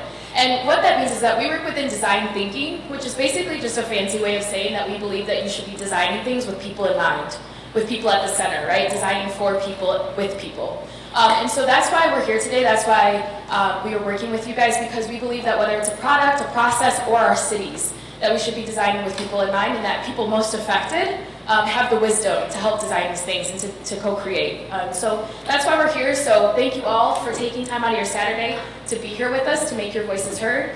We believe that you guys have the wisdom and the knowledge and the viewpoints that can help us design better, stronger cities. So just wanted to say that really quickly. Thank you guys for all taking the time out to be here. We're going to start on this side of the room. This might have been mentioned already, but our question is, what percentage of the city falls within 500 feet of the LDR zone? Of the requirement, sorry. What percentage of the city falls within the requirement of the 500 feet?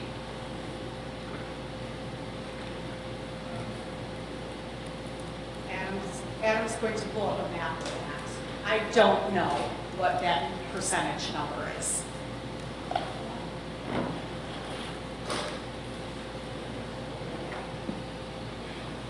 So again, just a reminder that the distance was at 100 feet. And for these current amendments, it's proposed to be at 500 feet. So you're going to see the 100 feet in that teal color and the 500 in the blue.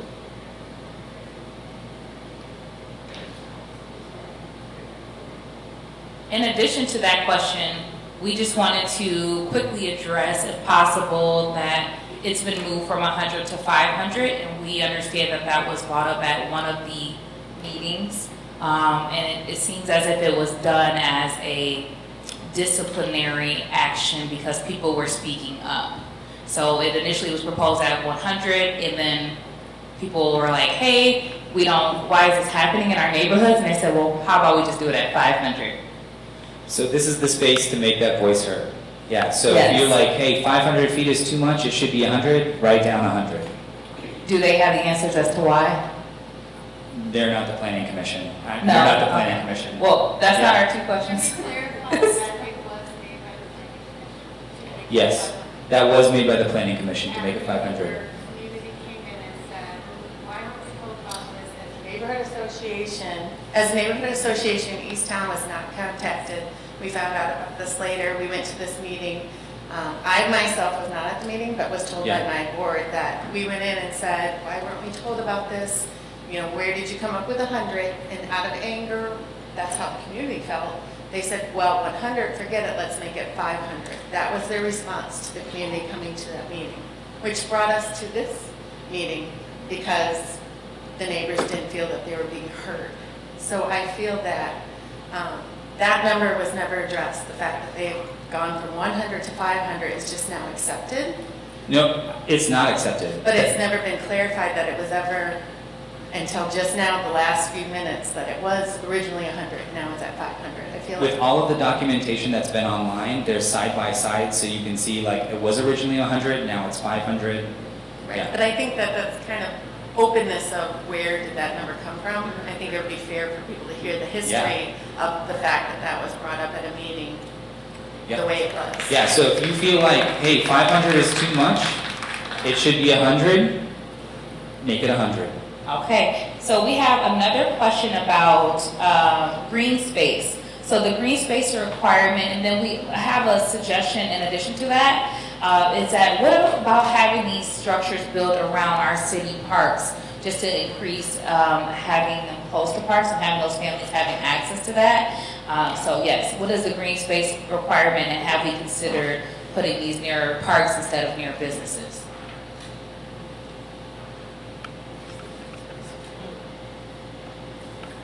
So, yeah, there isn't a recommendation to change the minimum green space requirement in the TN-LDR zone district for multiple family residential, which is 3 units or more. That's how it's defined.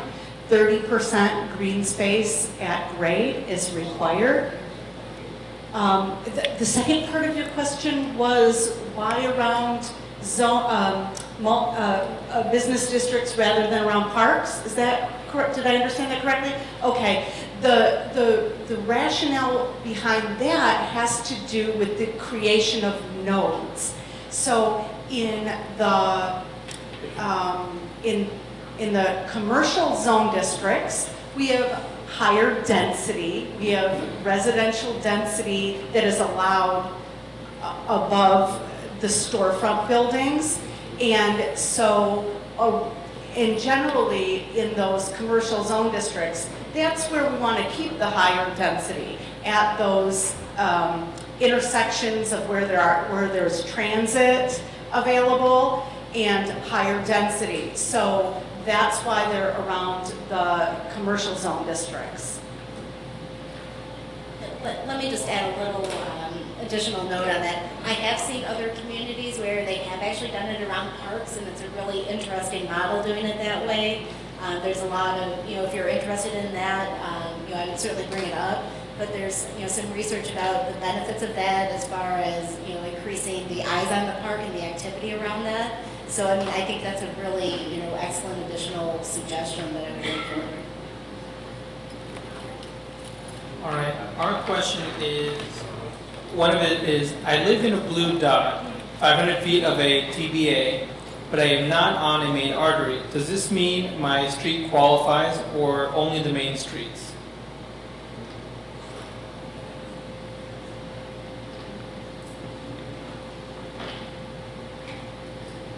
Could you rephrase that Yeah. one more time? I live in a, let's see, here's another one that says, to rephrase it, does the 500 feet along the main road include all roads or just main arteries? I believe it's all roads. I don't see anything in that measurement that it specifies a certain classification of road or higher.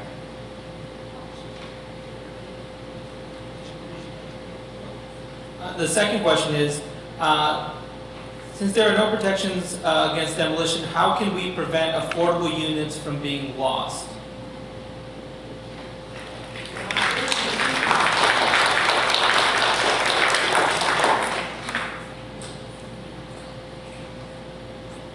All right, so our two questions is there still a requirement for the space between row houses and, all right.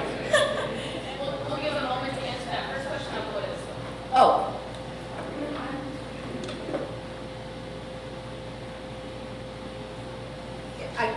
didn't see who was answering that question. I'm so sorry. You said, how can we protect affordable housing or ensure that an existing affordable unit doesn't get demolished? I don't think that we can. If someone wants to sell their property or redevelop their property, we don't have a way to, I mean, that is their right. That is part of their bundle of property rights. And I think that's something that we would have to say now or under these proposed amendments. But is that part of the by right that they can tear down? Currently, if we had neighborhood boys, they could not tear down without. Well, currently, okay, I see what you're saying. So currently, the way that we operate is you can't tear something down without an approved site plan.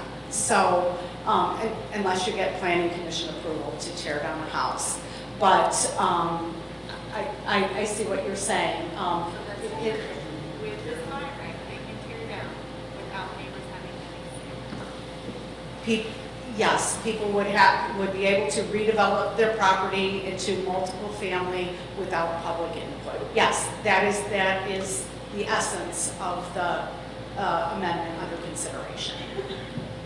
Again, as a reminder, essentially what these sessions were for is to move, whether going project by project, whether we approve or whether we support or do not support. These sessions were to collectively come together ahead rather than doing it project by project and saying that we're going to move into the by right or administrative approval. All right, my apologies for earlier. Okay, so our question, is there still a requirement for the space between row houses in a single family house next to it?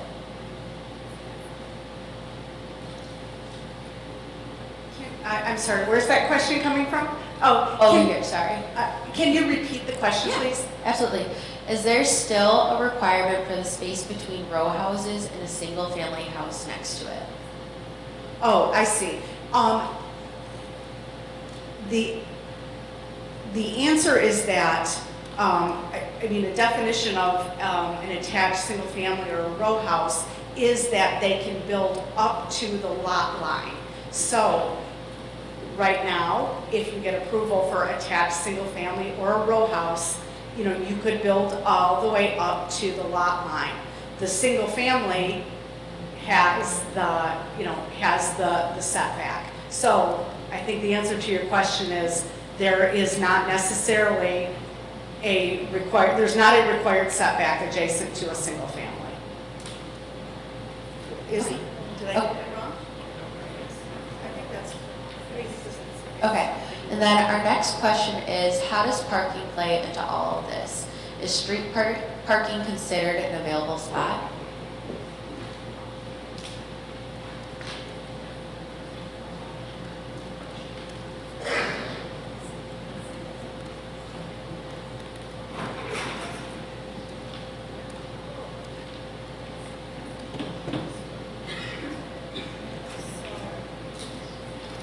Doing some research. They don't have those big binders for nothing.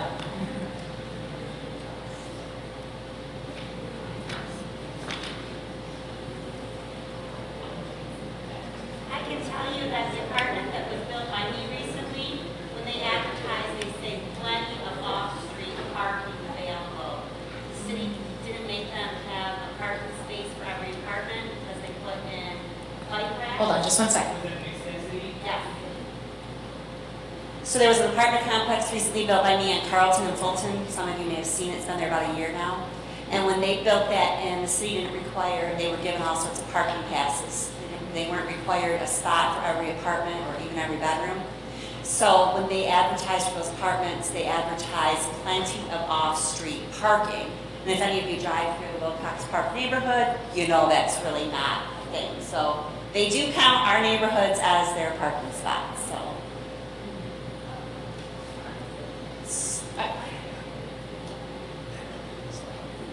I guess to answer that question, parking is still required, okay? So for an attached single family in the LDR zone district, 2 parking spaces per dwelling unit are required. So an attached single family or a townhouse is considered, it's a single family dwelling unit. It's not a multiple family. Is it off-street though? It's, the zoning ordinance requires it to be on site. And indeed, things that go to the planning commission often do get parking waivers or reductions. Parking waivers, how are they impacted by uneven parking times of the year?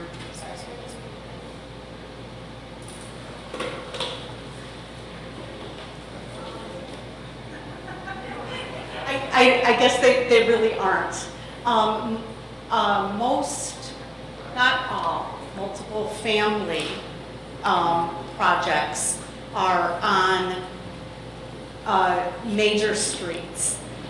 So I don't think those are the streets that have odd even, but there are still plenty of neighborhood developments where they are. Those, I guess I would say, I mean, those things are taken into consideration if the planning commission is granting a waiver, because then parking isn't always available. But,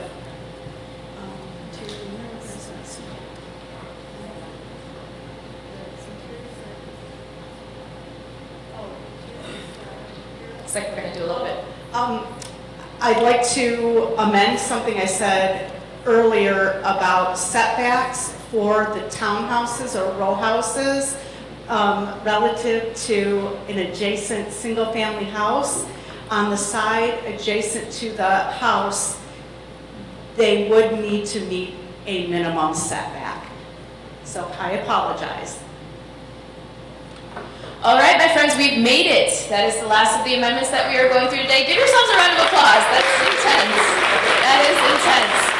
Thank you again so much for being with us today, for making your voices heard. Again, just a reminder, this is your voice. This is what we're collecting. This is going back to the commission. We're collecting the Post-its as well, but any concerns, recommendations, they should have been put on your sheets. Please leave them behind. We're going to collect these. We're going to present quantitative data to the commission so that they can be better informed as they're making their decisions. A little context on the beginning, the first sheet, the demographics data, we are collecting that because we want to ensure that we're getting a diverse cross-section of the community, whether you're an owner or a renter, racial demographics, where you live. We wanted to make sure that the cross-section was a diverse one. That's why we're collecting that data. At the very least, if you don't feel comfortable putting your address, please put your neighborhood or a cross street that you live near, a major cross street, so we can see kind of where these voices are coming from throughout the process. Again, please make sure you're filling out that information. Leave these behind. We're going to be collecting these, tabbing them, and putting them forward to the commission. In terms of equitable access to making your voice heard, if you have friends, family, people you know who weren't able to make it to any of the sessions, it is available online. So that bottom bullet point there, grandrapidsmi.gov/housing now. If you go there, you can take the survey online. We can also provide. We have leftover packets from today, so if you would like to take a few and make sure that those get back to us, we can have someone fill them out at home. They wouldn't have necessarily the context that we're able to provide in person, but if you wanted to collect those and make sure that they're getting back to WMCAT, public agency at WMCAT, we can make sure that those are tabulated as well. We really, as we said, we tried to do it a little differently this time. We flyered neighborhoods. We've put out a lot of promotion around this. We really wanted to make sure that we were getting a wide cross-section to make sure that your voices are heard. We'll keep you in the loop on how this information is being presented, and we'll make sure that we're closing some of those feedback loops once we hear back about how this information is being utilized by the commission.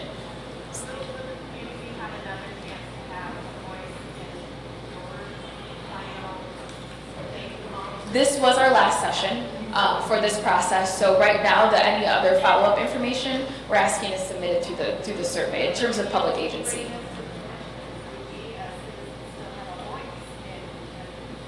When you bring this information to the commissioners, do we as citizens still have a voice or an opinion that we can express to the commission themselves? In terms of public agencies contract with the city, this, we're gonna tabulate the information, bring it forward. And in terms of any forward movement, that, for us, that's really the end of it for us. Again, a reminder that city commission meetings do have public comment opportunities. And so if you wanna come forward and still speak into this, please, attend your city commission meetings and make sure that your voice is heard during that public comment portion as well. Also, write your commissioners, yes.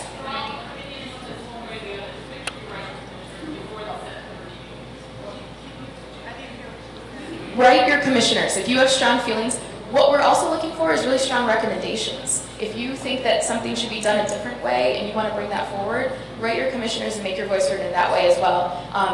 They're going to see where the heat is, right? Where a large number of people came around something, exactly. Squeaky wheel gets the grease. And so if we're all coming around something and making our voices heard on particular areas, then they're going to notice that there's a large number of people who are disagreeing or suggesting something different. All right, we're going to take one more comment here, then one more comment here, and in the interest of time, we're going to get you out so you can enjoy your Saturday.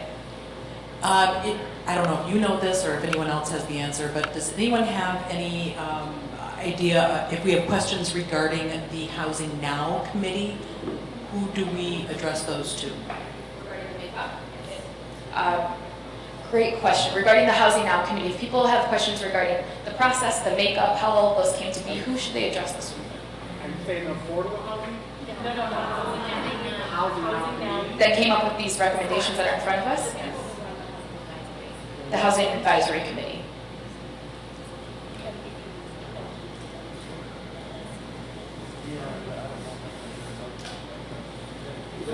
Can you repeat your question, ma'am? I'm sorry, just so I can understand.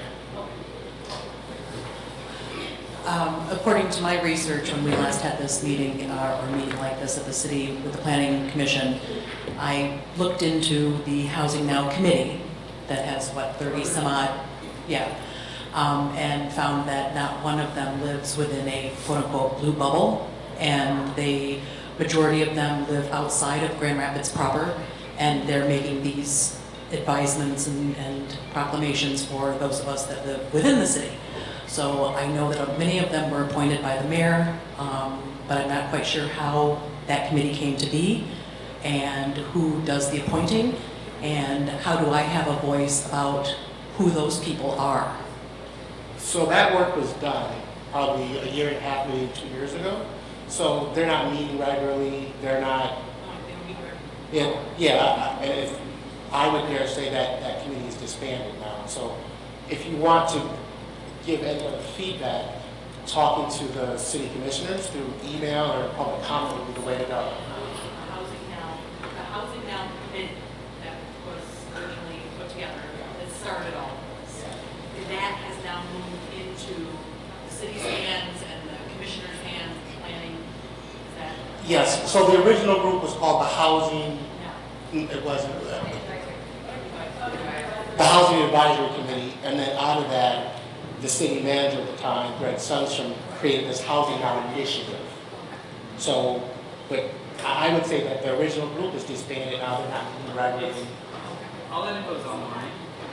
I think I'm just reiterating, if you have concerns around the process and who spoke into this, commissioners. Commissioners would be who you want to address that with. One more.